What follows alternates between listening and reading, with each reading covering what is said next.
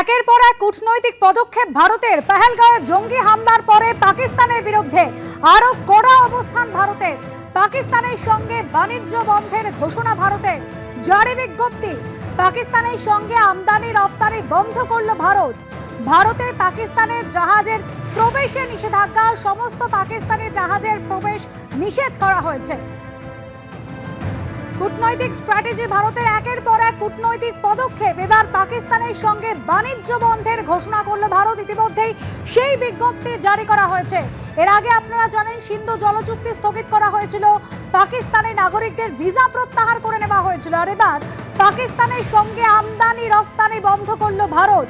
পাকিস্তানের জাহাজের ভারতে প্রবেশে নিষেধাজ্ঞা।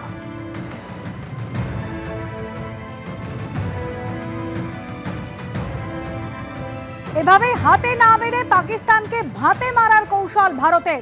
পাকিস্তানকে দেওয়া ঋণ নিয়ে আইএমএফ কে নতুন করে চিন্তা ভাবনার অনুরোধ ভারতের। খবর সংবাদ সংস্থা রয়টার্সের। গত বছর আইএমএফ পাকিস্তানকে আর্থিক হাল ফেরাতে $7 বিলিয়ন ঋণ দিয়েছিল। চলতি বছরে মার্চে পাকিস্তানকে আরো $1.3 বিলিয়ন ঋণ দিয়েছে আইএমএফ। পেহেলগাঁওতে গণহত্যার পর ইতিমধ্যে হামলাকারীদের দুজনকে পাক নাগরিক বলে চিহ্নিত করেছে ভারত এবং আইএমএফ এর কাছে পাক ঋণ নিয়ে উদ্বেগ প্রকাশের পর ঘুরপথে ইসলামাবাদের ওপর এভাবেই চাপ বাড়ালো ভারত।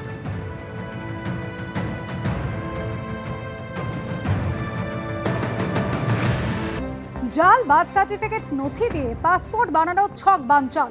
সিকিউরিটি কন্ট্রোল অর্গানাইজেশনের হাতে গ্রেফতার অভিযুক্ত। ধৃত আফতাব আলম কলকাতার রাজাবাগানের বাসিন্দা।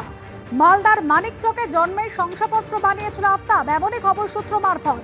আর ওই নথি জমা দিয়েই পাসপোর্টের আবেদন জানিয়েছিল আফতাব। নথি পরীক্ষা করে তারপর দেখা যায় যে সবটাই ভুয়ো নথি। পার্থপ্রতিম ঘোষ আমাদের প্রতিনিধি রয়েছেন আমাদের সঙ্গে। পার্থপ্রতিম, মালদার মানিকচকে জন্মেছিল আফতাব, অথচ সে নথি যেটা দিয়েছিল সেখানে তাকে কলকাতার বাসিন্দা হিসেবে দেখানো হয়েছিল। একেবারে দেখো, এবং যে নথি জমা পড়েছিল বা একবারে পাসপোর্ট বানানোর জন্য, সেটি হচ্ছে আফতাব আলম নামে এক ব্যক্তির, এবং সেই নথিতে দেখা যায় মালদার মানিকচকের বাসিন্দা উনি। এবং যে জন্ম সার্টিফিকেট দেয় আফতাব আলম, মালদার মানিকচকের বার্থ সার্টিফিকেট জমা দিয়ে পাসপোর্টে অ্যাপ্লিকেশন জমা পড়েছিল। তুমি দেখেছো এর আগে যে এই ভুয়ো পাসপোর্ট কাণ্ডের জেরে এবং একাধিককে গ্রেপ্তার হয় এবং চক্র সামনে আসার পর গোটাটা ভেরিফিকেশনে অনেকটা কড়াকড়ি ব্যবস্থাপনা সেটা গ্রহণ করা হয় কলকাতা পুলিশের তরফ থেকে। এবং তারপরে এই আফতাব আলমের যে পাসপোর্টের জন্য যে আবেদন জমা পড়েছিল, সেই আবেদন যখন জমা পড়ে এবং নথি পরীক্ষা করতে গিয়ে সিকিউরিটি কন্ট্রোল অর্গানাইজেশনের অফিসাররা তারা লক্ষ্য করেন যে এই যে জন্ম সার্টিফিকেট সেটা কোনো রকমভাবে কোনো জাল করা হয়ে থাকতে পারে। গোটা বিষয়টা খতিয়ে দেখার পর তারা নিশ্চিত হয় এবং তবে আফতাব আলমকে জিজ্ঞাসাবাদ করার পর তাকে কিন্তু সিকিউরিটি কন্ট্রোল অর্গানাইজেশন ভবানীপুর থানায় একটি মামলা দায়ের করে তাকে গ্রেপ্তার করেছে।